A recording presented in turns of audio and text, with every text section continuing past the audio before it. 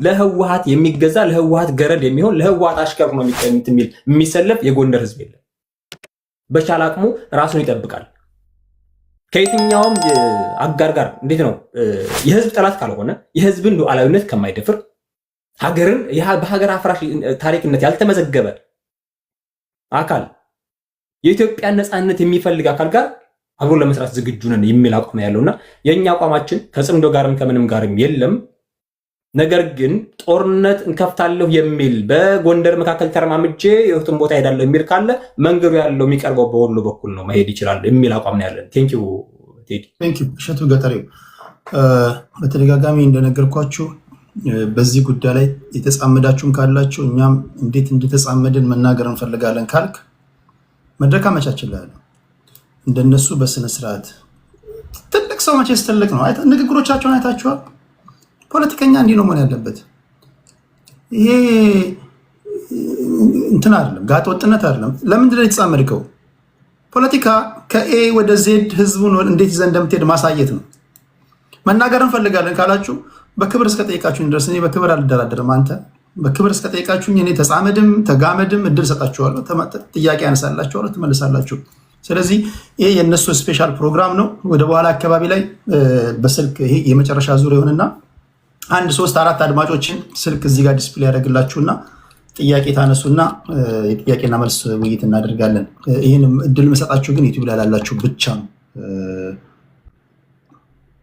ለዩቲዩብ ላይ ቲክቶክ ላይ 100,000 ታፕታፑ ካልገባ ማለት ነው። ለእናንተ እድል ሰጣችኋለሁ። ጥያቄ በስልክ ጠይቃላችሁ። እሺ ወደ ዶክተር ደረጀ አያሌው ለማን ሂድ? ልስጥህ ከተማ ማለሽ ቦታ ኦኬ፣ እንደዛ ከሆነ ልቀጥልሽ። መልካም ታንኪው እሺ። በነገራችን ላይ በጣም ጥሩ አድርገን ያስቀመጥከው ከነባራዊ ሁኔታው ጋር በተገናኘ በዚህ ልክ ደፈር ብለን መምጣት አለብን ብዬ አምናለሁ እና ጥሩ ነው ያስቀመጥከው። እኔ ጽምዶን በተመለከተ ጠንከር ያሉ ሀሳቦች ለማነሳው በኋላ ዶክተር ደረጀ ሳይንቲፊክ በሆነ መልኩ ያመጣዋል። ከፖለቲካል ሳይንስ አንጻር ከነማን ጋር ነው መጣመር የሚያስፈልገው? በጥቅሞች ላይ ነው የምትጣመረው ወይስ በጉርብትና ነው ወይስ በምንድን ነው የሚሉትን ያስቀምጣቸዋል። እኔ ግን በተጨባጭ አሁን ያለውን ጽምዶ ከማን ጋር ዓላማው ምንድን ነው ምን ለማሳካት የሚሉትን መቼ ተጀመረ የሚለው መልኩ ነው ማለት ነው። እኔ ጽምዶን ብዙዎቻቸው የሰማችሁት ጽምዶ እየፈረሰ ባለበት ጊዜ ይመስለኛል። አሁን ጽምዶ የመዳከም የመፍረሻው ፌዝ ላይ ነን ያለ ነው። ባይዘው ኦልሞስት ስራውን እየጨረሰ ፌል እያደረገ ያለበት ፌዝ ላይ ነን ያለ ነው። ጽምዶ ቀደም ብሎ ነው የጀመረው። የመጀመሪያው ጽምዶ የጀመረው ወያኔ ከማዕከላዊ መንግስት ከአዲስ አበባ በትረ ስልጣኗን ለቃ ወደ መቀሌ ስትሄድ ብራንቾች ፈልጋ ነበር። አማራ ክልል ውስጥ ያኮረፉ አንዳንድ ኃይሎች በጸጥታው ውስጥ በፖለቲካው ውስጥ ኦሮሚያ ክልል ውስጥ ታጥቀው የሚንቀሳቀሱ ወይም ደግሞ ይሄ አኩርፈዋል አህዳዊ መንግስት ምናምን ይሉ የነበሩትን አብይን ከዛ ተቃራኒ ያሉትን በፌዴራሊስት ኃይሎች ምናምን በሚል እያሰባሰበች ነበር። ጽምዶ የጀመረው ባይዘው ይዛቃ ነው። እኛ ጋር የሆኑ ስብስቦች ምናምን ወስዳ ነበር። የዛ ውጤት በምን ተጠናቀቀ? በአማራ ውስጥ ከፍተኛ የሆነ የፖለቲካ ስብራት በመፍጠር ተጠናቀቀ። የመጀመሪያው ፌዝ ጽምዶ ማለት ነው። ስብራቱ ይታወቃል ብዙዎቻችሁ ብዬ አስባለሁ። የኢትዮጵያ ፖለቲካ ስብራት ማለት ነው። ያ ስብራት ምንም እንኳን ቀጥተኛ ግድያው እርስ በርስ ግድያው በአማራ ልጆች የተፈጸመ ቢሆንም ለዛ ደረጃ የዳረገን ግን አንደኛው የወያኔ ትንተና ነው። ወያኔ ከማዕከላዊ መንግስቱ የተሰናበተችበትን ምክንያት አድርጋ ፊት ለፊት መምጣት ስለማትችል በራሳችን ውስጥ ገብታ ትንተና መስራት ጀመረች። እኛ ውስጥ ብራንቾች ያዘች ማለት ነው። አንደኛው የጽምዶ ፌዝ እዛ ላይ ነው ያለው። ሁለተኛው የጽምዶ ፌዝ የጦርነቱ ጊዜ ነው። የጦርነቱ ጊዜ ይሄ ጦርነት የኛ አይደለም የአማራው አይደለም የሚል ካምፔን ነበር። ካስታወስክ ቴዲ ያን ጊዜ አክቲቭ ከነበርክ ይሄ ጦርነት የአብይ አህመድ ጦርነት ነው፣ የሃዳውያን ጦርነት ነው፣ የኢትዮጵያውያን አይደለም ምናምን የሚሉ የሰሊጣውያን ነው፣ የቁራሽ መሬት ምናምን አቀንቃኞች ነው የሚል በርካታ ስሞች የሚሰጡት ነበረ። ሁለተኛው የጽምዶ ፌዝ ማለት ያ ነው። ያ ፌዝ ማለት በጣም በሚያሳዝን ሁኔታ ሊዋጋ ግንባር የሄደ ሚኒሻና አድማ ብተና ሳይቀር እንዲፈርስ የተደረገበት በቀጥታ ቴክስት እየተላላከ የእናንተ ጦርነት አይደለም እየተባለ እንዲመለስ የተደረገበት እዚህ ሚዲያዎች ደግሞ ካምፔን ያደርጉበት የነበረው ማለት ነው። ሁለተኛው ጽምዶ እዛ ላይ ነው ያለው። መጨረሻ የዛኛው ጽምዶ የተጠናቀቀው ወያኔ ደብረ ታቦር በሚደርስበት ጊዜ የጋራ መንግስት መመስረት በሚል ከህወሓት ሰዎች ጋር ቀጥተኛ የሆነ ግንኙነት በመፍጠር ነው የተጠናቀቀው።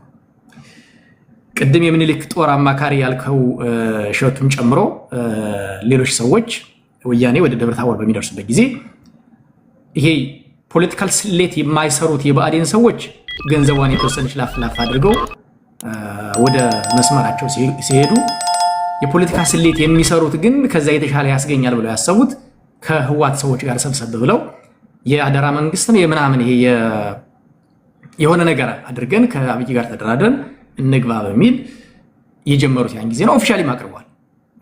ኦፊሻሊ አቅርቧል። ሁለተኛው ይሄ ነው። ሶስተኛው እዛው ጊዜ ላይ በጦርነቱ ጊዜ ሰራዊቱን ከመለሰው እንደራደር ብሎ የወያኔ እንትኑ ነው ይሰራ የነበረው።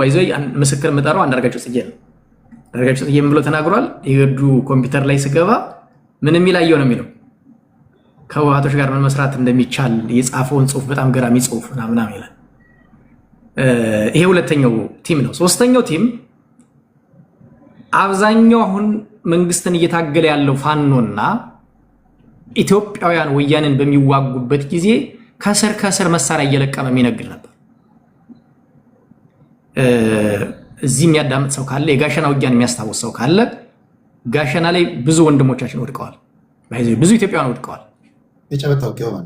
የጨበጣ ውጊያ በጣም ከባድ ውጊያ የሚባለው ወይም ከባድ ምሽግ የሚባለው ነው። እዛ ላይ ብዙ ሰዎቻችን አጣናል።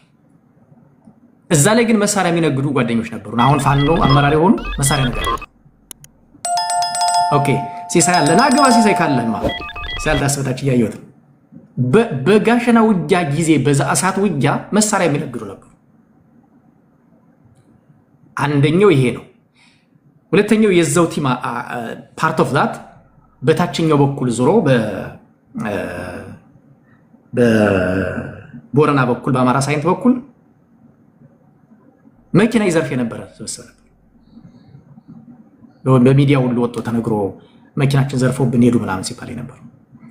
ይሄ የዛ ጽምዶ አካል ነው። በዛው ጊዜ ካስታወሳችሁ አንድ በጣም ክሪቲካል ነገር ላንሳና የአማራ ፋኖ ህዝባዊ ኃይል ነው ምናምን የሚባል በጦርነቱ ጊዜ ተመሰረተ።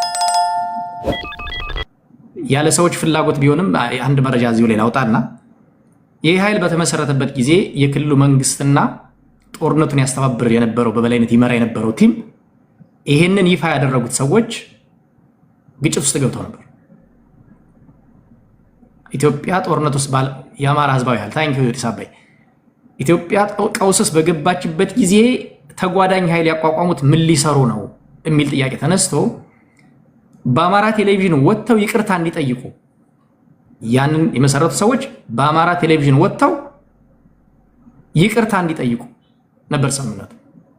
አማራ ቴሌቪዥን ከሄዱ በኋላ ይቅርታ የምትለዋን ቃል ትተው አብረን ከመንግስት ጋር እንሰራለን የሚል ሊታሰሩ ነበር። እንግዲህ ያው እየቆየ ስለሆነ አሁን እያወጣን ነው የምንሄደው። ይታሰሩ የሚል ከተወሰነ በኋላ ይቅርታ እንላለን ብለው ሄዱ። ቴሌቪዥን ላይ ሲደርሱ አብረን ከመንግስት ጋር እንሰራለን በሚል ቀየሩት ማለት ነው። የጽምዶ አንደኛው ክንፍ ማለት ያ ክንፍ ነው። ይሄ ክንፍ ማለት የአማራ ክልል የወያኔ ጉዳይ ገዳይ ወይም ደግሞ ደላላ ቲም አሁን አፐር ሃንዱን የፋኖን አፐር ሃንድ የያዘው ማለት ነው። ስለዚህ ጽምዶ ኦቨርናይት የተፈጠረ አይደለም። ወያኔን ከአዲስ አበባ አባረን ከላክንበት ጊዜ ጀምሮ ወያኔ ፊት ለፊት መግጠም አልችል ሲል በእኛ ውስጥ የራሱን ኃይል እንደ ሻዕቢያ እያዘጋጀ የቆየበት ነው። አሁን ይሄ ትልቁ ፈተና እኔ ይሄን የማወራው ምን ያክል ሰው አንደርስታንድ ያደርገዋል?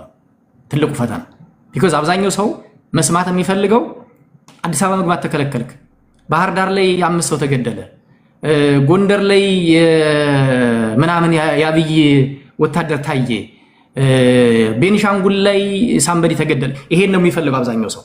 ክሪቲካል የሆነ እንትኑን አይፈልገው፣ ይሄን መስማት አይፈልግም። ትልቁ ፈተና ይሄ ነው እንጂ ጽምዶ የተመሰረተው በዛ ማዕቀፍ ነው።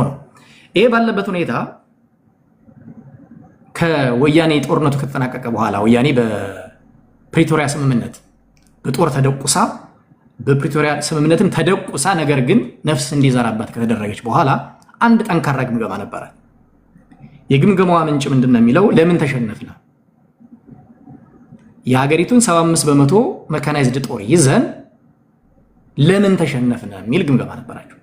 የግምገማቸው ማጠቃለያ የአማራ ኃይል ሻዕቢያና ማዕከላዊ መንግስቱ አንድ ላይ ስለተጣመሩ ነው ተሸነፍነው፣ በእነዚህ ጥምረት ነው የሚል ግምገማ አለ። ምን እናድርግ? አማራና ማዕከላዊ መንግስቱን እናዋጋና ሁለቱን እናዳክማቸው እርስ በርሳቸው። ቢያንስ ማዕከላዊ መንግስቱ ላይ መግባት ባንችል አማራ ላይ መግባት እንችላለን። መሳሪያ እናቅርብ፣ ገንዘብ ፈንድ እናድርግ፣ ሰዎች አሰልጥነን እንላክ፣ አማራና ማዕከላዊ መንግስትን እናዋጋ የሚል አንደኛው ስትራቴጂ ተያዘ ማለት ነው። ሁለተኛው ስትራቴጂ ከኤርትራ ጋር ያለንን ልዩነት ዘላለማዊ የቆየ ልዩነት ነው ያለን እናለዝበው የሚል ለዚህ የቤተክርስቲያን ሰዎች፣ የፖለቲካ ሰዎች የህዝብ ለህዝብ ግንኙነት እንዲሰሩ እናድርግ የሚል። ይህንን ስራ የሰሩት አማራ ውስጥ ሁለት ቲም ነበረ። የማዕከላዊ መንግስቱና አማራን ለማጣላት መቀሌ የሚመላለስ ሁለት ቲም ነበር።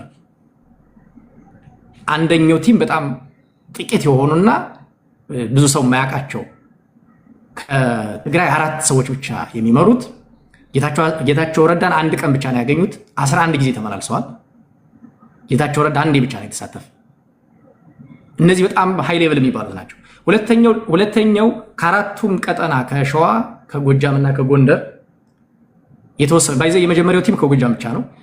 ሁለተኛው ቲም ከአራቱም ቀጠና የተውጣጡ ሰዎች በኤንጂኦ አካባቢ የሚሽከረከሩ ሰዎች ያሉበት እንደ ኤሊት ሆኖ የሚመላለስ ቲም ነበር። በበላይነት የሚያስተባብረው ገዱ አንዳርጋቸው እና አቡነ አብርሃም ናቸው። ይሄ ቲም መቀሌ ይመላለሳል። ሁለተኛው ቲም ነው። ከዚህ ቲም ውስጥ የጎንደር ሰዎች ነበሩበት፣ የወሎ ሰዎች ነበሩበት። ይሄ ቲም መረጃ ያወጣል።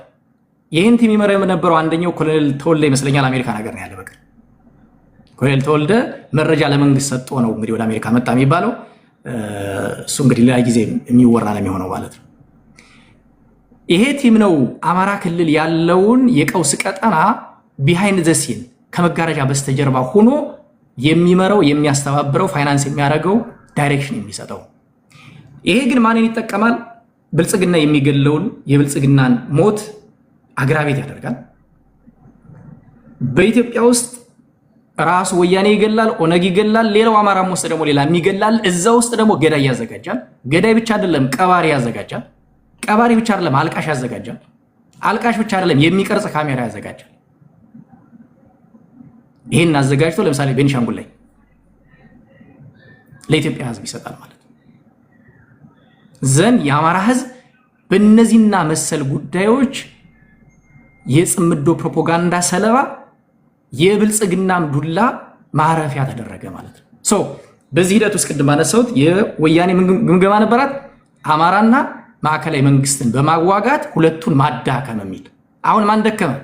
ማዕከላዊ መንግስቱ ባይደክም እንኳን ቢያንስ አማራ ደክሟል። እንዴት ደከመ? የህዝብ አንድነቱ ተሸርሽሯል። አሁን ባለው ሁኔታ የጎንደር ፋኖ ጎጃምን አልፏል። የጎንደር አይደለም የምዕራብ ጎጃም ፋኖ ምስራቅ ጎጃምን አልፎ መሄድ አይችልም። የህዝብ ለህዝብ አንድነቱን ሸርሽረውታል። ወያኔን ይዋጋሉ የሚባሉ አቅም ያላቸው ሰዎች የተወሰኑ ተገለዋል። የተወሰኑ ሳይሆን በጣም ቁልፍ የሚባለው በመጀመሪያው ውጊያ ላይ እና የሸሽመን የመሰሉ ከሌላ ሀገር የሄዱት እነ ውባንታ ባተን የመሰሉት እነ ከፍ ያለው ደሴን የመሰሉት በኢትዮጵያ ቴሌቪዥን ያን ያለው ዶክመንታሪ የተሰራላቸው በጦርነቱ እነ ኪሮቤልን ከሆቴላቸውን ጥለው ጋሸና ምሽግ ድረስ ሂደው እንደዚህ ሲሉ የነበሩ ኦልሞስት በጎንደር አካባቢ የሞቱ በሙሉ ማለት ይቻላል ኢቨን ሰሞኑን የተገደሉትን ጨምሮ እነ ጌታሰው በሬ ጨምሮ በወያኔ ጦርነት የተሳተፉ በጣም ጠንካራ ሰዎች ናቸው። ስለዚህ በምን ተሳካላት ማለት ነው? የአማራ ኃይል እንዲዳከም አደረገች። አሁን ብዙ ሰው የሚያየው አማራ ዛሬ ብዙ ድሽቃ መታጠቁን፣ ብዙ ስናይፐር መታጠቁን፣ ብዙ ሰራዊት መሰልጠኑን ነው እንጂ ከዛ በስተጀርባ ያለውን ኪሳራ ያየው። የስ አማራ ታጥቋል። ባይዘ በፊት አማራ በፊት ታጥቆ ነበር። አማራ ለመዋጋት ድሽቃ አይደለም የሚያስፈልገው፣ ስነ ልቦና ነው የሚያስፈልገው። ስነ ልቦናው በቂ ነው ለመዋጋት። ክላሽ ይዞ ነው ሲዋጋ የነበረው። ባይዘ ክላሽ ሳንይዝ ወያኔን የጣልናት ክላሽ ይዘን አይደለም፣ ግንባራቸውን ለስናይፐር የሚሰጡ ወጣቶችን ብቻ ይዘን እና በበገረመውን ባህር ዳር ላይ ታስታውሷቸዋላችሁ። ጎንደር ላይ የገበርናቸውን ታስታውሷቸዋላችሁ። ኦፍኮርስ በምዕራብ ጎንደር በአርማጭሆ በኩል እና በተወሰኑ ቦታዎች የመሳሪያ ትግል ነበረ። ነገር ግን ዋናው ግን መንግስትን የጣለው የህዝብ ማዕበሉ የህዝብ አብዮት። ስለዚህ በአማራ ውስጥ ምን ተሳካላት ማለት ነው? ወያኔ የህዝብ አንድነትን ሸረሸረች። ወያኔ ሊዋጉ የሚችሉ ቀንደኛ አቅም ያላቸውን ሰዎችን አብዛኞቹን ገደለች፣ ወይም ደግሞ እንዲገደሉ አደረገች። እሷን የሚዋጉት የተወሰኑት ደግሞ ቅድም አንድ ቃል ተጠቅማል ቴዲ፣ የተደፈቁ አማራዎች የሚል እንዲደፈቁ ሆኑ ማለት ነው። አሁን በአማራ ፋኖ ውስጥ ወያኔን በበላይነት የሚታገሉና የሚቃወሙት ድምጻቸው እየታፈነ ነው ያለው። ድምጻቸው እየታፈነ እየተደፈቁ ነው ያለው። ስለዚህ የነማን ድምጽ እየጎላ ነው ማለት ነው? የጽምዶ ከወያኔ ጋር ብንሰራ ምን ችግር አለው የሚሉት ኃይል የበላይነት አፐር ሃንዱን የያዘ ማለት ነው።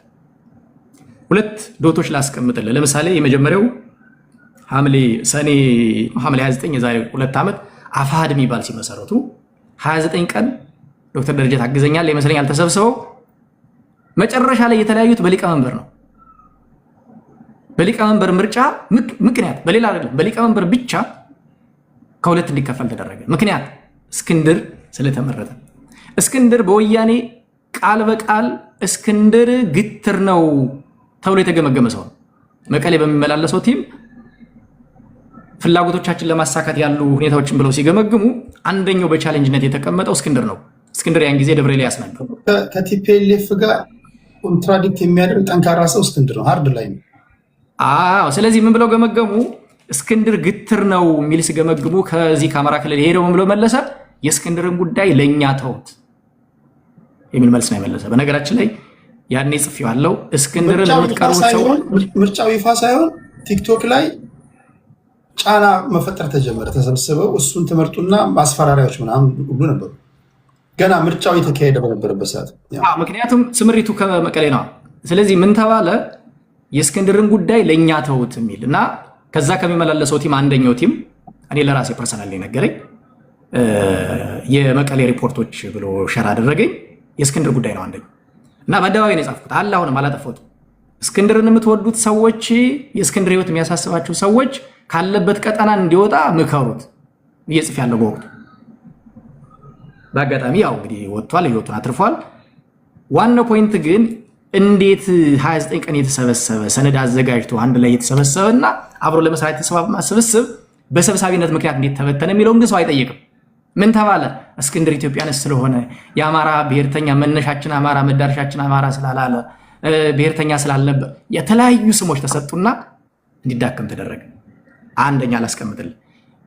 ሁለተኛ አፋ ባህ የሚባል በኮሚቴ የሚመራ ስብስብ ነበር። በ13 ኮሚቴ በ13 ኮሚቴ የሚመራው ስብስብ ሊቀመንበር መምረጥ ያልተቻለበት ምክንያት አሁን ሊቀመንበር የሆነው ሰውዬ ሊቀመንበር ካልሆነ ፍላጎቱ ስለማይሳካ በሻዕቢያና በወያኔ በኩል አቅጣጫ ስለተሰጠ ነው። አሁን ሊቀመንበር የሆነውን ሰውዬ ደግሞ አፋባህ ውስጥ ሊቀመንበር ከሆነ ሰራዊት ይበተንብኛል የሚል ስብስብ በሌላ መንገድ መጣ። እንደሞ ዲዘርቭ ማታረግም አንተ ከማን ተሽለህ ነው የሚል ሐሳብ ያላቸው ሰዎች መጥተዋል። በዚህ ምክንያት አፋባህ የሚባለው ማዘዣውን መቀሌ ያደረገው የ13 ኮሚቴ ቆየ ማለት ነው። በ13 ኮሚቴው ሲቆይ ግን አፋባህ ምን ሰራ? ከሱ ተቀናቃኝ የሚባለው በእስክንድር የሚመራውና ለወያኔ የማይመቸው ኃይል አፋሕድ የሚባለው እንዲዳከም ተደረገ ማለት። በምን መልኩ? በግድያ በካራክተር አሳሲኔሽን እነ ዶክተር ደረጀን ጨምሮ በዘመቻ እንዲዳከም ተደረገ። በአስተሳሰብ እንዲመታ ተደረገ። ዘን አፋሕድ እንደተዳከመ ሲታወቅ አፋባህና አፋሕድ አንድ ላይ ሆነው መጀመሪያ እስክንድር እንዳይመረጥ እስክንድር ሲመረጥ እንዳይሆን የተደረገው ሰውዬ ሰብሳቢ ሆኖ ሲመጣ ወያኔ አሁን ተሳካላት ማለት ነው። ምን ማለት ጀመረች? አቤት ፖለቲካ ብቻ አይደለም፣ አቤት መልኩ፣ አቤት ቁመነው ምናምን የሚውሉ ዘፈን መዝፈን ጀምራለች ወያኔ። እና ይሄ ነው የሆነው። አሁን ይሄ ትልቁ ፈተና ምንድን ነው? እንዲህ አይነት ነገር ስታመጣ ቴዲ ጽምዶን ስተች፣ ቅድም እንዳልከው አንተ ሰሜን ጠላ፣ አንተማ ሰሜን ጠላ ነው የምትባለው። የኛ እኮ ደግሞ ሌላ ነው የሚመጣው። አንተ አትሊስት ደቡብ አካባቢ ስለሆንክ ሰሜን ጠላ ነው የምትባለው። እኛ ጋር ጎጃም ጠላ ነው የምትባለው። እኛ ጋር ለምሳሌ አሁን በዚህ ጉዳይ ላይ በዋናነት የሚነሳው የነዘመነ ምናምን ቲም ነው አይደለ?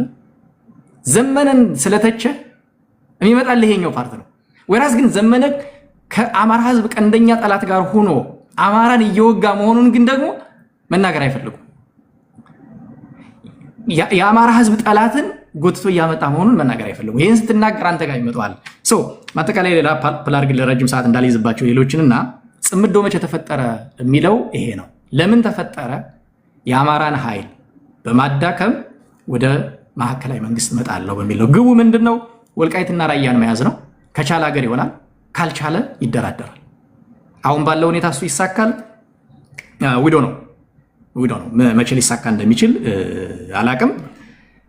ጥቅሙ ምንድነው ካልከኝ ጽምዶ ለአማራ ህዝብ 0.0 ምናምን ጥቅም የለው፣ ጉዳት ነው። ጉዳቱን ግን ልዘረዝርልህ እችላለሁ። ለምሳሌ ቲፒኤልኤፍ የአማራ ህዝብ አይደለም፣ አሁን የኦሮሞ ህዝብ አይደለም፣ የትግራይ ህዝብ ጠላት ነው። ከቲፒኤልኤፍ ጋር ለስራ ብለህ አማራው ስትሄድ ራሱ ጠላት የሚያደርግ ትግሬው ነው። አሁን ትግሬው ራሱ ማለት ነው ህዋትን ያወጣው ያበቀለው የወለደው ማለት ከትግራይ ጋር እየተጣላ ነው ማለት ነው። አፋርን እንደ አማራ ጨፍጭፏል አይደል? ቲፒኤልኤፍ በጦርነቱ ጊዜ ከዛም በፊት አፋር ባይዘይ የሚናገርለት ስለሌለ ነው እንደ አማራ የተጨፈጨፈ። አፋርን ነው ጠላት የምታደርገው ከማን ጋር? ከአማራ ጋር። ምን ብለህ? ከቲፒኤልኤፍ ጋር ልሰራ ነው እኔ ከአማራው አብራክ የወጣሁት ከቲፒኤልኤፍ ጋር ሰርቼ ሀገረ መንግስት ልሆን ነው ስትለው ማን ነው የሚሸሽ? አፋሩ ምን ብሎ ጠላት ይዘብ ይመጣ ብሎ ቢጎዝ ተጨፍጭፏል። ሶስተኛ ህዝብ ልጨምርልህ። የሙስጠፌን አንድ ንግግር ሌላ ሰው ካልተናገረው እኔ ኮት ላድርገውና ቲፒኤልኤፍ የምትመጣ ከሆነ በቅርብ ነው የተናገረው፣ ሰሜን ባይፈርስ የሚባል ቲፒኤልኤፍ የምትመጣ ከሆነ እኔ ሶማሌ ክልል ይዤ ሀገር ነው የምሆነው የሚል ሾኪንግ እኮ ነው አይደል? ለእኛ እንዴት ሾክ እንደማያደርገን አላውቅም። ለአማራዎች ቲፒኤልኤፍ ማለት ለሶማሌው፣ ለአፋሩ፣ ለቤኒሻንጉሉ፣ ለጋምቤላው፣ ለደቡቡ፣ ለጉራጌው ቲፒኤልኤፍ ባይዞይ ከጠላትም በላይ ነው። ስለዚህ ቲፒኤልኤፍ ጋር ሰራው ስትለው ምን እያልከው መሰለ? ሶማሌን ከኢትዮጵያ እንዲገነጠል እየገፋው ነው። ጠላት እያመጣህለት እንደሆነ እየነገርከው። ለአማራ ብቻ ነው የሚመስለው አሁን ብዙ ሰው። ስለዚህ የጽምዶ ጉዳይ እዚህ በኋላ እንትንም አይኖርህም እንጂ አሁን ይሄ ድጋሚ በጦርነት 4 ኪሎ የሚመጣ ከሆነ አንደኛ ሀገሪቱ ሰው የላትም ማለት ነው። ሁለተኛ ሊሆን የሚችለውን ነገር ማሰብ አለበት። የመጨረሻ በቁም መሞት ነው። በጠንካራ ቋንቋ ቀር ያለ ነገር ላይ ስቴት ሌጂትሜሲ ያሳጣል። እንደ ሀገር ስቴት ሌጂትሜሲውን ታጣለህ እንደ ማህበረሰብ። ይገባኛል። እኔ አንዳንዶቻችሁ ይገባኛል። እዚያም ኮመንት ላይ ያላችሁ ይውላችሁ እሷ ላይ ያለ እያወራን ያለነው እንደ ፓርቲ ነው። አንድም ተሳስተው ህዝብን እንደ ህዝብ የጠቀሱበት ጉዳይ የራሳቸውን የወጡበትን ህዝብ ከመጥቀስ ውጭ ጠምዘዛችሁ ቲፒኤልኤፍን መጥላት ህዝብን መጥላት ነው ካላችሁ እናንተም ለምሳሌ ፋኖን መጥላት አማራን መጥላት ነው ማለት ነው። በሌላ አባባል አይደል? ሪቨርስ ሳይኮሎጂ። እያወራን ያለነው እንደ ፓርቲ ነው። እንደ ቲፒኤልኤፍ፣ እንደ ብልጽግና፣ እንደ ፋኖ ነው እያወሩ ያሉት። በዛ ተረዷቸው። ከተረዳ ካልተረዳ የራስህ ጉዳይ። ኮመንት ላይ ያለ ግን የሚናገሩት ንግግር ፍጹም ደረጃውን የጠበቀ ነው እያልኳቸው አያሌው ይቀጥል። ታንኪ ለአጠቃል ዶክተር ደረጃ ወደ ሙያዊ ወደ ሆነው እንዲሄድ ፈልጌ ነው። ሰው ጠላት ነው እያፈራልን ያለ ለእኛ ብቻ ለአማራዎቹ ብቻ ሳይሆን ለአማራ ኢትዮጵያውያን ራሱ ጠላት እንዲሆኑት ነው ጠላት እያፈራለት ያለ። የኦሮሞ ብልጽግናን እንታገላለን ብለን አባቱን ፍደውን ያሳየውን 30 ዓመት ወያኔን ስናመጣለት ከጠላትነት አልፈው አንዳንዶቹ ኢትዮጵያን እስከ መጥላት የሚደርሱ አሉ። ኤግዛምፕል ቅድም እንዳስቀመጡት ማለት ነው። ያን ነው እያመጣ ነው ያለ ነው። ይሄ ነው። ሌላኛው ግን ወደኛ እስኪ ጠበብ እናደርገውና ቲፒኤልኤፍ ግን ለኛ ማን ነው? ቲፒኤልኤፍ እኮ ጫካ ሲወጣ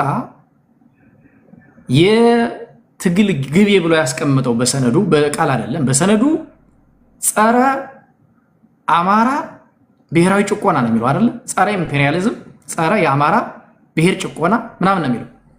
አማራ ብሔር ጨቁኖኛል እሱን መውጋት ነው የምፈልገው ነው አይደል? ጸረ እንትን ስትገለብጠው ጸረ ኢምፔሪያሊዝም ማለት ኢምፔሪያሊዝም መዋጋት እንደሆነው ሁሉ ጸረ የአማራ ብሔር ማለት የአማራ ብሔርን መውጋት ነው፣ ሌላ ቃል የለው። የአማራ ብሔርን ለመውጋትና በኋላም በተግባር ዘር ማጥፋት ድረስ የፈጸመብን ወያኔ በየትኛው መለኪያ ነው የአማራ ህዝብ ወዳጅ ሊሆን የሚችለው? ፎርዛት ማተር ወያኔ የአማራ ችግሮችን ከፈጠሩት ዋና ዋና ከሚባሉት አካላት ቁጥር 1 ነው። ቁጥር 1 ቁጥር 2 ቁጥር 3 ብለን እስከ 3 ብንጠቅስ ወያኔ ነው ባይዘው የሚጠቀስ። ብልጽግና ገና ትናንት የመጣ ነው። ብልጽግና ለብልጽግና መከራከር አይደለም። ብልጽግና የአማራን ህዝብ በሰነድ አጠፋለሁ የሚል እኔ እስካሁን አላየሁም። በሰነድ በተግባር ገድሎ አልየስ ያው የወያኔ ልጅ ስለሆነ በሰነድ ግን በተጨባጭ አማራን አጠፋለሁ የሚል አላየሁም። ወያኔ ግን በሰነድ ከመጻፍ አልፎ በተጨባጭም ጭምር ፈጽሞብናል። ስለዚህ ቁጥር አንድ ጠላት ነው ማለት ነው ወያኔ። አንደኛው ይሄ ነው። ሁለተኛው ሌላ ሰነድ ልጥቀስና ማን አባይ ነው የሚባል አንድ ሪሰርች የሰራው ላይ 82% የአማራ ህዝብ ትግሬን ይጠላል ይላል እና ከዛ ውስጥ ያው አማራ ምለው አማራ በሚል መጠቀም ስለፈለኩ ነው። እነሱ ምሉት የሸዋ አማራ ነው የሚሉት። 82% የሸዋ አማራ ትግሬን ይጠላል ወይም አማራ ትግሬን ይጠላል ብለው ዶክመንት ሪሰርች እየሰሩበት ጠላቴ ነው ብሎ የፈረጀህን አካል ወደ አንተ ስትጋብዘው ምን ሊያደርግ እንደሚችል እንዴት ማሰብ ይጠፋል። ሪሰርች ዝም ብዬ ነው የተናገርኩት። የሰራው ባይዘው ትግሬ ነው ሪሰርች። ማን አባይ ነው የሚባል ስሙን ጠፋኝ እንጂ ያድለዋል። ስለዚህ ጠላቴ ያልከው ያለህ አካል ጋር ልትሰራ የምትችለው ምን ልታገኝ ነው ነው። ለምሳሌ ከህወሓት ምን እናገኛለን? መሳሪያ ኦኬ which is good መሳሪያ ሊያገኝ ይችላል የአማራ ፋኖ። ከመሳሪያ በመለስ ግን መሳሪያው እኮ የተሰጠህ አንተ ልትገልበት ነው። አይዞህ ወያኔ መሳሪያ የምታቀብለን እኛና ብልጽግና እንድንገዳደል ነው። እኛም ስንሞት ብልጽግናም ሲሞት ወያኔ ተጠቃሚ ናት።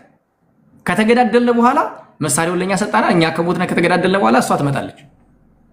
አይዞህ ይሄ ጥቅም አይደለም። ከወያኔ መሳሪያ መቀበል የሚመስለው ሰው ጥቅም ነው የሚመስለው። ኢንዳይሬክትሊ ሁለት የሷ ጠላቶች ብላ የፈረጀቻቸው አካላት እንድንገዳደል ነው መሳሪያ ያቀበለችን ያለ። እንግዲህ ጥቅም የሚሉት ይሄን ስለሆነ ነው። እኔ ፋኖ ደጋፊዎች ስለሚያነሱ ይሄን ማለት ነው። ከዛ ውጭ ድንበር ነው አይደል? ድንበር ከወያኔ ጋር ጸብነ፣ ማንነት ርስት ጸብነ፣ የፍትህ የህገ መንግስት የጄኖሳይድ ምናምን ጸብነ። ግንኙነት በምን ላይ የተመሰረተ ነው? ጥምረት ስትፈጥር፣ አብሮነት አብሮ መስራት ስትፈጥር በራስ ጥቅም በጋራ ጥቅም ላይ የተመሰረተ ነውና ምንም የምናገኘው ነገር የለም ነው። ጽምዶ የተመሰረተው የአማራን ህዝብ መቀመቅ ውስጥ ለመክተት ነው። አሁን ቅድም እንዳልኩት ፌዙ ፌል እያደረገ ነው። የጽምዶ ሶስተኛው ፌዝ ላይ ያለ ነው። የጠነከረው የጀመረው ወያኔ እንደወደቀ ነው። የጠነከረው በጦርነቱ ጊዜ ነው እና በፋኖ ትግል ውስጥ ነው። አሁን የመውደቂያው ፌዝ ላይ ነው ያለው። ቃል ለምድር ቃል ለሰማይ ነው የሚባለው። ከወያኔ ጋር ከዚህ በኋላ አንሰራም፣ በፊትም ሰርተን አናቅም ብለው ይመጣሉ። አሁን ጽምዶን ሲያቀነቅነው የነበሩት በቅርብ ከወያኔ ጋር በፍጹም ሰርተን አናቅም አንሰራም ብለው ይመጣሉ። ጀምሮታል። አስረስ ማረ ከሳምንት በፊት አንድ ወንድማችን ላይ ገብቶ እንደዚህ አይነት መግለጫ ሰጥቶ ማስጠንቀቂያ የሚሰጠው አይቻልም። ለምን ማስፈራሪያ የተሰጠው አልገባኝም። ቅድም እንዳልኩህ የአማራ ፋኖ የሚባለው ሁሉን አይደለም። ፋኖ ስልባይዞይ በጣም ኢኖሰንት የሆኑ ሰዎች አሉ፣ በጣም ብዙ ከልባቸው የሚታገሩ። ነገር ግን ላይኛው የአማራ ፋኖ አመራር ማዘዣ ጣቢያው መቀሌ ነው። አያና ነው ማን የሚባል ልጅ አለ ከጎጃም ከነሱ የደህንነት የነበረ ልጅ መጥቶ ገብቶ ሲናገር የምሰማው ልጅ አለ። እየደወለ የሚያዛቸው እኮ የነበረው ስታሊን ማለት ነው። አሁን የስታሊንን ሚና ስለምንቀውም እውነት ለመናገር እንትን ብዬው አላቅም፣ አስቤውም አላቅም። የምከታተላቸውም ሌሎቹን ነው።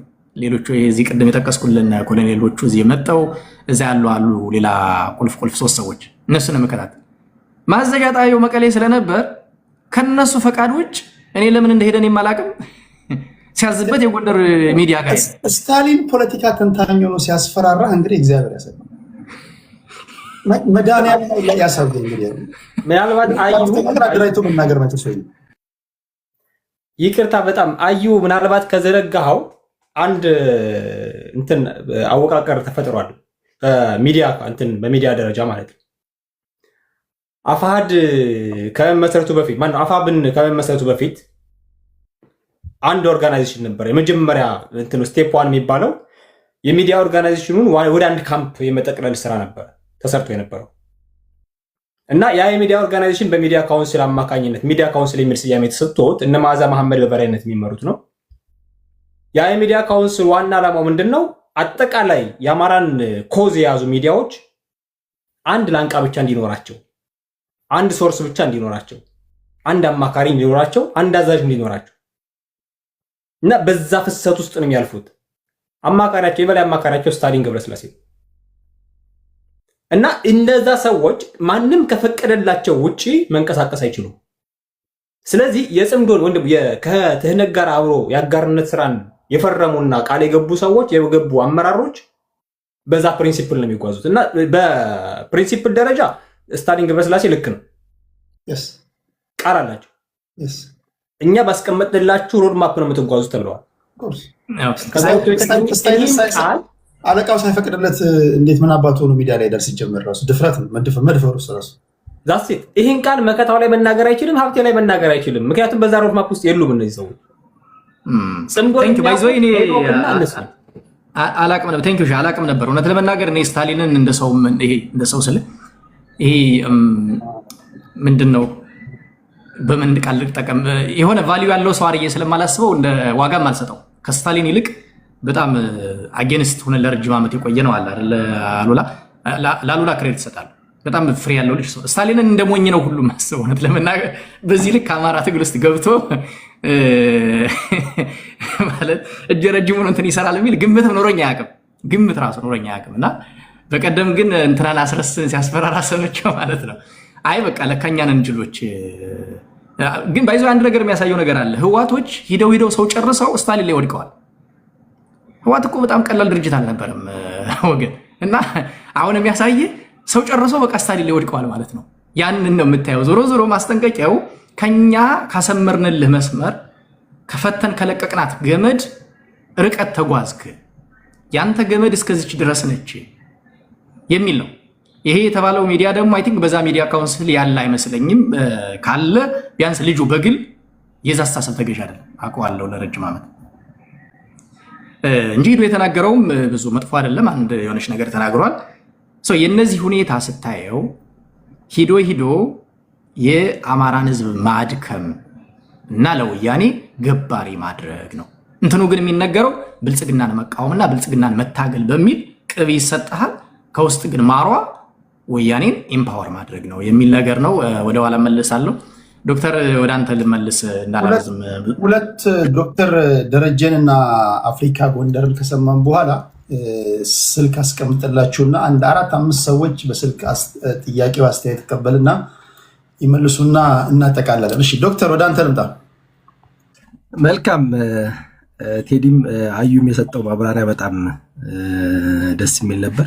እሸቱም የነበረውን ሪያሊቲ ነበር ያስቀመጠውና ምናልባት ቅድም አያሌው ሲያነሳ ትዝ ያለኝ በተለይ ከአፋድ ጋር ተያይዞ ከአጠቃላይ ከተቋም ምስረታ ጋር ተያይዞ ትዝ ያለኝ ሀሳብ አለና እሷን ልጨምርና ወደዚህኛው እመጣለሁ። እንግዲህ ቅድም እንዳነሳሁት መዋቅር ዝርጋታ ላይ 2 ፕሪንሲፕሎችን ነበረ የተሞከረው። የመጀመሪያው መዋቅርን ከላይ ሰርቶ ጨርሶ በኤሊት የሚመራ ሆኖ ወደ ታች ማውረድና ሁሉንም ፋኖ ታጋይ ወደዛ ማስገባት ነበር። እሱ ፌል ሲያደርግ ከታች እያደራጁ ከሻለቃ ጀምሮ ሻለቃ፣ ብርጌድ ምናምን፣ ክፍለ ጦር ከዛ በኋላ ደግሞ ኮር እያሉ ከዛ በአንድ ተቋም ከላይ ማሰር ነው ፕሪንሲፕሉ ነበር። ነገር ግን በዚህ ትግል ውስጥ ከገቡ ሰዎች የተለየ ፍላጎት በተለይ ደግሞ የስልጣን ፍላጎት ያላቸው ቡድኖች ነበሩ። በጣም ጽኑ የሆነ ከህልውና ትግሉ ከአማራ ህዝብ ትግል በላይ ራሳቸውን የስልጣን ዙፋን ላይ ማስቀመጥ የሚፈልጉ ግለሰቦች ወጡ። ያ የመጀመሪያው በትግል ውስጥ 3 ፌዞች አሉ። የመጀመሪያው ኢንተረስት ፎርሜሽን የሚባለው ፍላጎትን ማሰባሰብ፣ በአንድ ጥያቄ ዙሪያ ላይ ስምምነትን መፍጠር ነው። ሁለተኛው ኦርጋናይዜሽን ፎርሜሽን የሚባለው ተቋም መገንባት ነው። ያን ፍላጎት ያን ጥያቄ መሰረት አድርጎ ያን ኮዝ መሰረት አድርጎ ተቋም መገንባት ነው። ሶስተኛው ሞባላይዜሽን ነው። አጠቃላይ ሪሶርሱን እና ሰውን ያን ተቋም እንዲደግፉ ሞባላይዝ ማድረግ ነው። ከዚህ ፕሪንሲፕል ያፈነገጡ ግን ግለሰባዊ ጥቅምና ግለሰባዊ ስልጣን ላይ ያተኮሩ ግለሰቦች መጡ። እነዛ ግለሰቦች በሰሜኑ ጦርነት በተለይ ከህወሓት ጋር በነበረው ጦርነት ህወሓት እያሸነፈ መስሏቸው ነበረ፣ እያሸነፈ መጥቶ ነበረ። በዚህኛው በደቡብ በኩል በሚባለው እስከ ደብረታቦር መጥቶ ነበር። ደብረታቦር ነው ለመጀመሪያ ጊዜ ቅስሞ የተሰበረው የህወሓት ታጋይ። በዛኛው ደግሞ እስከ ጣርማ በር ሄዶ ነበር። በዛ ወቅት ድርጅት መስርተው ነበር። አፋባ ይሄ አማራ ፋኖ ህዝባዊ ኃይል የሚባል ማለት ነው። እና በቅንፍ ውስጥ ፋኖ የሚባል ፍኖተ ሰላም ላይ ነው የመሰረቱት። እንግዲህ ያ ድርጅት ያው አስረስና ዘመነ ናቸው በላይነት የሚመሩት ማለት ነው። እና ያ ድርጅት የተመሰረተበት ዋናው ዓላማ ልክ ህዋትና ቲፒኤልኤፍ እና ኢፒኤልኤፍ የኤርትራና የህዋት ታጋዮች ከ1983 በፊት እያሸነፉ ሲመጡ የመሰረቱት መጨረሻ ላይ የመሰረቱት ይሄ ኢህአዴግ የሚባለውን ድርጅት ለመመስረት ታስቦ የተመሰረተ የአማራ ወኪል ሆኖ ለመገኘት የታሰበ ነው። ህዋት እያሸነፈ ከመጣ የፌዴራል መንግስቱን ወንበር ለመረከብ ህዋት ካሸነፈ ከአማራ ወኪል ስለሚያስፈልገው አማራን ወክሎ ተቋም ሰርቶ ተዘጋጅቶ ለመጠበቅ ነበር። ስለዚህ ዝግጅት እየተደረገ ነበር። ተቋም ተመስሮ ጥምዶ ጽንሰቱ ያኔ ነው የተጸነሰ።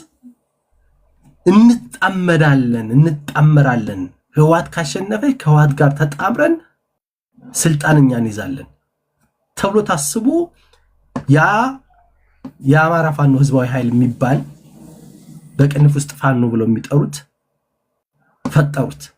ነገር ግን አልተሳካም። ያህልም አልተሳካም። ያህልም ያልተሳካበት ምክንያት ኢትዮጵያውያንና አገር ወዳዱ የአማራ ህዝብ ዋጋ ከፍሎ ብዙ መስዋዕትነት ከፍሎ ህዋትን ወደ መጣችበት መልሶታል። በጣም በሰፊ መስዋዕትነት ነው የተመለሰ። ከዛ በኋላ ይህ ትግል ተጀመረ። ይህ ትግል ሲጀመር ያነው ተመሳሳይ ቡድን በቃ ስልጣኑን ኮንትሮል አድርጌ መቀጠል አለብኝ ተባለ እና አፋን ለመጀመሪያ ጊዜ እንግዲህ ከታች ከሻለቃ ተጀምሮ ተሰርቶ በጣም ትግሉ በሚያምር መስመር ላይ እየሄደ ያለ የመጨረሻው ተቋም መመሰረት አለብን ተብሎ ቅድም አዩ ያነሳው ከ32 ቀን በላይ ነው እንደው የተሰበሰቡት።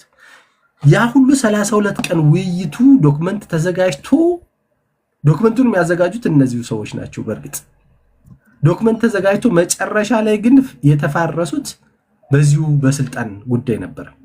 ያው የእስክንድር ቨርሰስ ዘመነ የሚባለው ትርክት መጣ። ከዛ በኋላ ነው እንግዲህ የአማራ ትግል እኔ ካልመረው ጭሬ ልበት ነው አይነት እኔ ካልበለው ጭሬ ልበት ነው አይነት ፕሪንሲፕል የተከተለና በቃ የዚህ የአማራ ህዝብ ትግል ተብሎ የተነሳ ሙሉ በሙሉ ኮዙን የሳተው ኮዙን ስቶ ግለሰቦችን ለማንገስ ብቻ የተደረገ ትግል እስኪመስል ድረስ ካፋድ በኋላ የአማራ ህዝብ ትግል ለሁለት የተከፈለው በአንድ ግለሰብ ስልጣን ምክንያት ነው።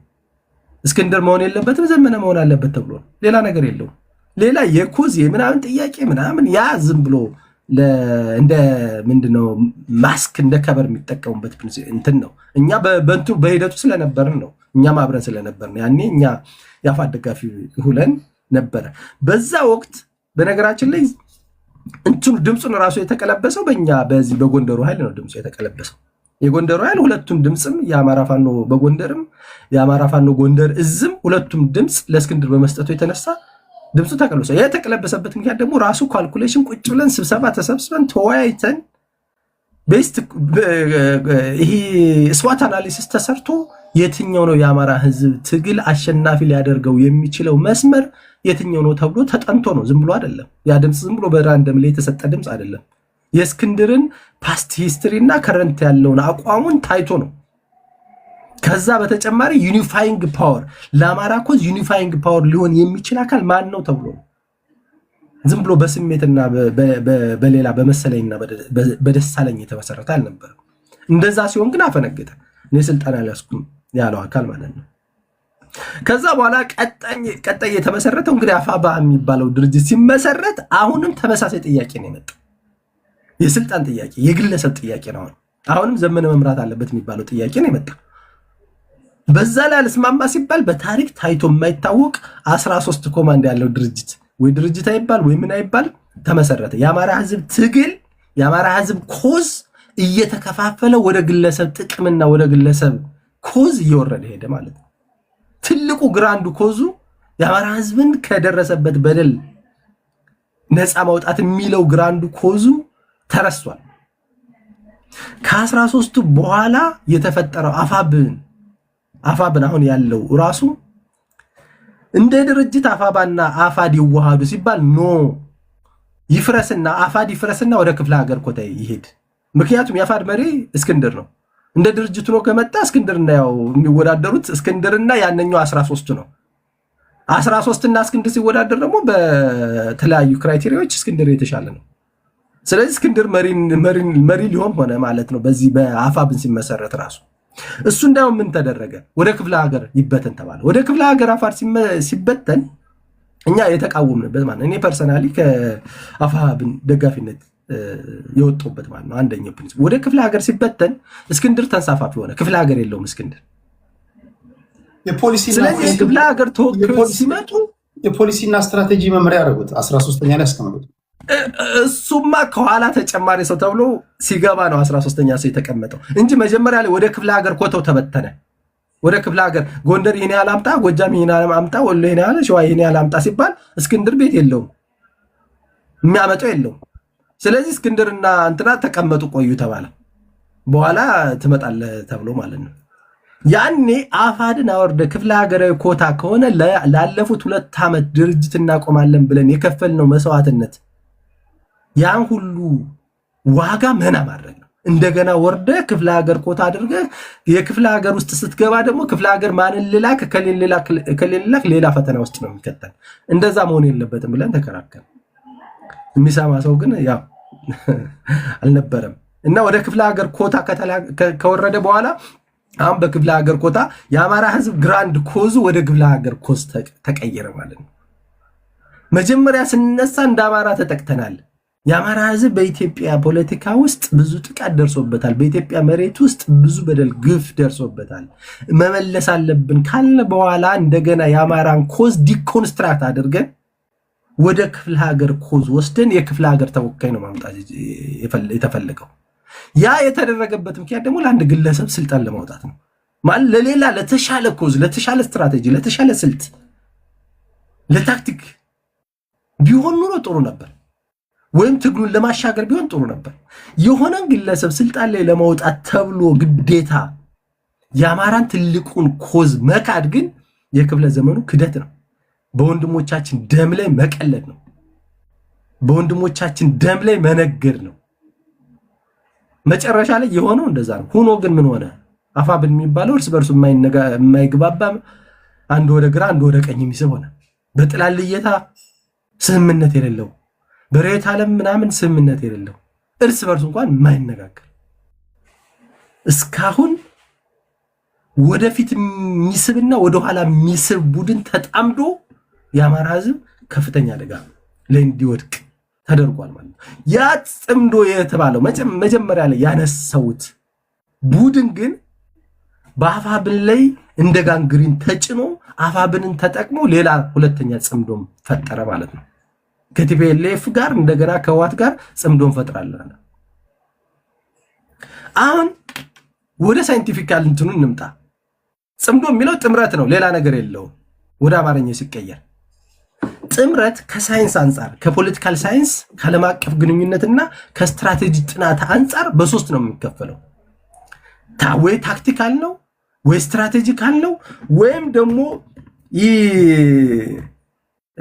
በቅፍ ላይ ለዋል የሚባለው ነገር በእንግሊዘኛው ባንድ ዋግኒንግ ይባላል። ታክቲካል ከሆነ በአጭር ጊዜ የሚፈጸሙ ጉዳዮችን ለመፈጸም ሲባል በጋራ እንስራ የሚባለው። ለምሳሌ ቅንጅት የሚባለው በ1997 የፈጠረው ጥምረት ነበረ። የተለያዩ ፖለቲካ ፓርቲዎች ነበሩ። ኑ በጋራ ነውና እናሸንፍ ብለው የተጣመሩበት ማለት ነው። መጨረሻ ላይ ነው ያደረጉት። ተመሳሳይ ነው። የምርጫ ዘመቻ ስታደርግ አይ በጋራ ዘመቻ እናደርግ ወይም ደግሞ ከተቃራኒ ፖለቲካ ፓርቲ ሆነ በአንድ ላይ እንስራ ብለን የምታደርጋት አጭር የሆነች ረጅም ጊዜ የማይሄድ የተወሰነች አጭር ጎል ለማሳካት የሚደረግ ነው ታክቲካል። ስትራቴጂካል ከሆነ ደግሞ ወዴት ነው የምንጓዘው? የመጨረሻ ህልውናችን ምንድን ነው? የት ላይ ነው የምናርፈው ተብሎ ለረጅም ጊዜ ጥቅም ተሰርቶ የህዝብ ጥቅም በየትኛው መንገድ ነው ሊረጋገጥ የሚችለው ተብሎ የሚደረግ ነው። የመጨረሻው ግን በአንድ ዋግኒንግ የሚባለው ሁለት አይነት ናቸው። በነገራችን ላይ አንደኛው የጅብ ጥምረት ነው፣ ሌላኛው ደግሞ የማታለል ጥምረት ነው። ይህኛው ጥምረት ግን እኔ በጣም ደካማ ነኝ፣ አቅምም የለኝም፣ ጠንካሮች ሊበሉኝ ነው። ስለዚህ ከጠንካራው ኪስ ላይ ልቀመጥ ወይም ደግሞ ከመዳፍ ላይ ልቀመጥና አድነኝ ካንተ የተተረፈረፈውን ምናምን ትራፊዎች ልክ አንበሳ አድኖ ሲተርፍ ጅብ እንደሚበለው አንተ ገጥመ ሲተርፍ እኔ ካንተ በላለሁ ብሎ የሚገቡ ልክ አሜሪካ የምትከተለው። ለምሳሌ አሜሪካ እና ደቡብ ኮሪያ ጥምረት በጣም ጠንካራ ጥምረት አላቸው። ምክንያቱም አሜሪካ ብዙ ጊዜ ሰሜን ኮሪያዎች ደቡብ ኮሪያን የአሜሪካ ልጅ ይሏታል። አሜሪካ ናት የምታሳድጋት። ሁሉ ነገር ወታደር አለ እዚህ ቤዛ አላቸው ምናምን ሁሉን ነገር የሚሰጧቸው እንደዛ ነው። አይላንዶች አሉ ለምሳሌ አሜሪካ የምታስተዳድራቸው አይላንዶች ማለት ነው። ዩሮፕንም በተመሳሳይ በተወሰነ ደረጃ አሜሪካ እንደዛ አይነት ጥምረት ፈጥራ ነበር በማርሻል ፕላን በሚባለው ማለት ነው። አጠቃላይ በእሷ ስር ሆኖ የአሜሪካን ኢንተረስት ማስጠበቂያ መሳሪያ። አሁን የምንጠይቀው ጥያቄ ጥምዶ ምንድን ነው ነው? ታክቲካል ነው? ስትራቴጂካል ነው? ወይስ የዚህኛው በቅፋችሁ ላይ በህዋት እቅፍ ላይ ለዋል ነው? ከዚህ ላይ ስጠይቅ ቃሉ ራሱ አማርኛ ነው አይደለም፣ ጥምረት ነው አማርኛው ማለት ቃሉ ራሱ አጌንስት አማራ ነው። ኦኬ ኢፍ ጋይስ አር ኢን ዘ ድራይቨር ሲት ላይ ከሆናችሁ በራሳችሁ ቋንቋ በተሰየመ ስም ነው መጣመርም የነበረባችሁ። ስሙ ራሱ እኮ አማርኛ አይደለም፣ በአማርኛ ጥምረት ነበር ስሙ ራሱ። አሁን እኮ ከመነሻው ከጽንሰ ሐሳቡ ጀምሮ ጸረ አማራ ነው ጽምዶ። ከመነሻው ከጽንሰ ሐሳቡ ጀምሮ በተለይ አማራን ወክለው የገቡት በፊት ጀምሮ ማለት ነው። ቅድም ስናነሳው የነበረው መነሻ ፖይንቱ ስናነሳው አያሌው ያነሳው ከዛ ነው የደገሙት ማለት እሱ ሀገር በወረራ ቀንበር ስር በነበረችበት የአማራ እናቶች እየተደፈሩ መነኩሴ ጋይንት ላይ በአንድ ቀን ብቻ 72 ሴቶች ነው የተደፈሩ። ከ72ቱ አብዛኞቹ መነኩሴዎች ናቸው፣ የካህናት ሚስቶች ናቸው። አምነስቲ ኢንተርናሽናል የ89 ዓመት መነኩሴ ተደፍረዋል። ይሄኛው ዳታ አምነስቲ ኢንተርናሽናል ያቀረበ ነው። በአማራ ታሪክ ደግሞ በአማራ ሕዝብ ታሪክ ተደፈርኩ ብሎ መናገር እፍረት ነው። አይናገሩም ሴቶቹ ብዙ ጊዜ ደፍረው የተናገሩት ይህን ያህል ቁጥር ከሆነ ያልደፈሩ ስንት ነው? በነገራችን ወልዲያ ላይ ወንድ ልጅ ተደፍሯል። ራሱን ያጠፋ ወንድ ልጅ አለ። በዛ ደረጃ ቁስላችን እንኳን ጨምርልህ በነገር ላይ የተወሰነች ነገር አንተም በዛው እንድትሄድበት ፈልዬ ነው። ይሄ አሁን የምንለው ጽምዶ በጦርነቱ ጊዜ ያን ያደረገው ከጦርነቱ በኋላ እኮ ሽማግሌ ልኮ ጤፍ ጭኖ ምናምን ሁሉ አይተነው ነበረ። ኦኬ ያን አላያችሁትም እናንተ ይሶ ካላያችሁትም ብለን እንለፍና በእናንተ ጊዜ እኮ ያኔ ጦርነቱ ላይ ዘር ማጥፋት የፈጸሙት 14ቱ ጄኔራሎች እኮ ከዳንግላ እስር ቤት የጎንደርና የጎጃም መታወቂያ ሰጥቶ እኮ መቀሌ ሸኝቷል። ያን ጊዜ ቢያንስ እንዴት አልባነናችሁም? እንዲያው በዛው እሱንም ነክተው እንድታልፈልየ ነው። ቢካዝ አንዱ ውዝግብ የነበረው አንዳንዶቹ በኪሳቸው የጽምዶን ሐሳብ ይዘው ነው የመጡት፣ እናንተ አታውቁም፣ ግን በተግባር ግን ያሳዩዋችሁ ነበር እና አንደርስታንድ አታደርጉትም ነበረው። ያን ጊዜ ነው ጥያቄ ነበር የሚሆንብኝ ሁሌ። መልካም የአንደርስታንዲንግ ጉዳይ አይደለም። ትግል በጣም ብዙ ውጣ ውረድ አለው። አሁን በባለ ቅድም እንደተናገሩት ትግሉን የጀመርነው ከታች ወደ ላይ እየተደራጀ ሲመጣ አሰሩም ግሰሱም ነው የገባው። ያን ነገር እያጠራው ቀስ ብለህ በአደረጃጀት እየቀነበብከው በመስመር እያስገባው ሲሄድ መስመሩ ራሱ እያጠራው ይሄዳል፣ እየተስተካከለ ይሄዳል የሚል እኛ ኢኖሰንት የሆነ እቅድ አለን። በዛ ውስጥ የሚሰሩ ስህተቶች እንዳሉ እነሱም ስህተቶች እንዲስተካከሉ ነው መስራት ያለብን ብለን ትልቁን ግራንድ ጎሉን ስለምናስብ ማለት ነው። ከግራንድ ጎሉ ያነሱ ናቸው ብለን ስለምናስብ እነዚህ አንዳንድ የሚሰሩ ስህተቶች ማለት ነው። ከዛ በላይ ደግሞ በእነዚህ አሁን በተባሉት በተለቀቁት ግለሰቦች የሚለቁ እንደዚህ አይነት የተወሰኑ ግለሰቦች እንዳሉ ሁሉ በጽናት ለአማራ ሕዝብ ኮዝ የሚታገሉ አሉ። እነሱን ግምት ውስጥ ስታስገባ በጽናት የሚታገሉት ደግሞ በዛ ወቅት ብዙ ነበር ቁጥራቸው እየባለጉ። አሁን ቀስ በነገራችን ትግል ያባልጋል፣ ስልጣን ያባልጋል የሚባል አለ። ሎርድ አክተን የሚባል ሰውዬ ፓወር ኮራፕትስ ይላል፣ አብሶሉት ፓወር ኮራፕትስ አብሶሉትሊ ይላል። ስልጣን ያባልጋል። በጣም ደግሞ አምባገነናዊ ስልጣን ሲሆን በጣም ነው የሚያባልግ ይባላል። አሁን እየተፈጠረ ያለው በፋኖ ትግል ውስጥም መጀመሪያ ላይ ኢኖሰንት የነበሩ ሰዎች የሆነች ነገር ስልጣን እያገኙ ሲሄዱ ኮራፕትድ እየሆኑ ግለሰባዊ ጥቅም፣ ቤት መገንባት፣ ብር ውጭ ማስቀመጥ፣ ሴት ምናምን ማስመጣት እየጀመሩ ሲመጡ እየባለጉ መጡ። መጀመሪያ እኛ የምናወራው ለምሳሌ አንድ ዓመት ሆነን በነገራችን ላይ ትግል ኮስችን ካደረግነ ማለት ነው። ከዛ በፊት የነበረው ግን ሁሉም ሰው የአማራን ሕዝብ ኮዝ አንግቡ የሚሄድበት ነበር። በአብዛኛው ማጆሪቲ 80% ማለት ይቻላል። ያን ደግሞ አንዳንድ ወጣ ገባዎችን ማስተካከል ይቻላል። በተለይ ኢሊቱ መሬት ላይ ያለው ኢሊትና በውጭ ያለው ኢሊት ከተቀናጀ አስተካክሎ መስመር አስገብቶ ትግሉን የመምራት እና ወደ ውጤት የማስኬድ አቅም አለው። በነገራችን ላይ አቅሙን አልክድም፣ አሁንም አቅም አለው። ችግሩ ይህን አቅም መጠቀም እንዳይችል አስሮ ስለተያዘ ነው። በእንደነዚህ አይነት ግለሰቦች። ስለዚህ ወደ ዋናው ፖይንት ልምጣና ይሄ እነዚህ ቅድም ከጠቀስኳቸው የፖለቲካል ሳይንስ የዓለም አቀፍ ግንኙነት እና ስትራቴጂ ጥናት ጥምረት ውጭ የሆነው ጥምዶ ወይም ጥምረት ምንድን ነው? አሁን አንድ በጣም የሚያስቀኝ ሁሌ የሚያስቀኝ አባባል ያነሳሉ። ዘላቂ ጠላትና ዘላቂ ወዳጅ የለም በፖለቲካ የሚባል እኔ በጣም ያስቀኛል። እነዚህ ሰዎች የሚያውቋት አንዷን ለምሳሌ አንድ ሰንተንስ ሙሉ ሰንተንስ አበበ በሶ በላ ከሆነ አበበ በላ ነው፣ ምን በላ ምናምን የሚለውን ይተውታል ማለት ነው። ሁሉም እንደ መሪ ቃል ነው የሚጠቀመው። አበበ ድንጋይ አቢዩዝ ይደረጋል ማለት ነው። እና ይሄ አባባል ሎርድ ፓልመርስቶን የሚባል የ19ኛው ክፍለ ዘመን እንግሊዝን ታላቅ ያደረገ ፖለቲካል ስትራቴጂስት እና መሪም የነበር ፕራይም ሚኒስተርም የነበረ ሰው እየተናገረው ነው። እና ሰውየው ምንድን ነው የሚለው? ቀጥታ አነባለሁ። ብሪታንያ ዘላቂ ወዳጅ ወይም ዘላቂ ጥላት የላትም። ዘላቂ የሆነ የብሪታንያ ብሔራዊ ጥቅም ብቻ ነው ያለ። ይህንን ጥቅም ማስጠበቅ ደግሞ የኛ ኃላፊነት ነው። ስንት ኮንሰፕት አለ እዚህ ውስጥ? 3 ኮንሰፕት አለ። አንደኛው ኮንሰፕት ምንድን ነው? ዘላቂ ወዳጅና ዘላቂ ጠላት የለም። ፕሪንሲፕል እንይዘዋለን። ይህን ብቻ ይዘግን አትሄድም። ምን አለ? ዘላቂ ብሔራዊ ጥቅም አለ። ከዛ ሶስተኛው ምንድን ነው የሚለው? ይህን ዘላቂ የሆነ ብሔራዊ ጥቅም ለማስጠበቅ የኛ ኃላፊነት ነው፣ ዋጋ እንከፍላለን ነው። ከዛ ግን ጥምዶ ግን የመጀመሪያዋን ነው የሚወስዳት። ዘላቂ ወዳጅና ዘላቂ ጥላት የለም። ስለዚህ ዝም ብዬ እጣመዳለሁ። ዝም በቃ የለመን ምንድን ነው የሚባለው? ዝም ብሎ የድድብና አስተሳሰብ ማለት ነው። በነገራችን ላይ ጥምረት የሚመሰረተው በመሰረታዊነት በብሔራዊ ጥቅም ነው። በጥያቄ በኮዝ ላይ ተመስርተ ነው።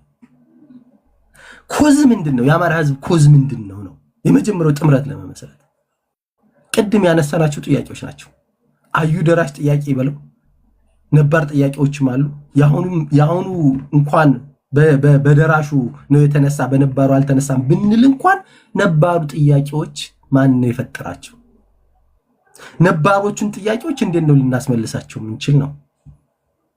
እነዚህ ነባር ጥያቄዎች ግምት ውስጥ አስገብተን ነው ከማንኛውም አካል ጋር ልንነጋገር ልንደራደር የምንችለው ማለት ነው። ስለ ፖለቲካል ትርክት ስታወራ የአማራ ህዝብ ጨቋኝ ነው ብሎ የፈጠረን በሰነድ ያስቀመጠን አካል ጋር ቁጭ ብለ ስለ ፖለቲካል ትርክት ለውጥ እንዴት ነው የምታወራው? ያን ሐሳቡን አልቀየረ ቀይር ያለው ብሎ አላስረዳ። ስለ ወሰንና ማንነት ጥያቄ፣ ስለ ወልቃይት ጠገዴ ጠለምት ራያ ጥያቄ እየታገልኩ ነው መነሻዬ ኮዜ እሱ ነው ብለህ ከተናገርህ ያን ጥያቄ እንዳይመለስ የሚሰራ አካል ጋር እንዴት ነው ልሰራ የምችለው? አሁን እኮ በጣም እየገረመኝ ያለው የአማራ ፋኖ እኔ በዚህ በትግሉ ውስጥ ያሉት የሚታገሉ ለማን ነው? ለአማራ ህዝብ ነው ብለው ካሰቡ ህዋት የሚታገለው ለምን ነው? እነዚህ የአማራ ህዝብ ጥያቄዎች እንዳይመለሱ ነው። ዳትስ ምንም እንትን ምን ነገር የለም። ለምሳሌ የህዋት የወልቃይትን የጠለምትን የራያን ጥያቄ ለማስመለስ የምትታገል ከሆነ ህዋት የሚታገለው ግን በተቃራኒው እነዚህ ጥያቄዎች እንዳይመለሱ በተቃራኒው የኔ ናቸው እኔን የምወስዳቸው ከ1960 ጀምሬ ያስኳቸው ደደቢ ስገባ ጀምሬ ጥይት የመጀመሪያውን ጥይት የተኮሰው እኮ በጠለምት አማራ ላይ ነው ህዋት። ያኔ ጀምሮ እኮ ከፋኝ ብሎ የአማራ ህዝብ በተለይ የጎንደር አማራ እኮ ዋጋ ሲከፍል ነው ይኖር። አስቡት ከ1970ዎቹ ጀምሮ እስከ 19 አሁን 2010 ድረስ 2011 12 ድረስ ጦርነት ላይ ነው የነበረው። ሽፍታ እየተባለ ስታደን የነበረው እኮ ይህን ጥያቄ ያነሱ ወንድሞቻችን ናቸው እኮ በሽፍታ ስም እየተገደሉ የነበር።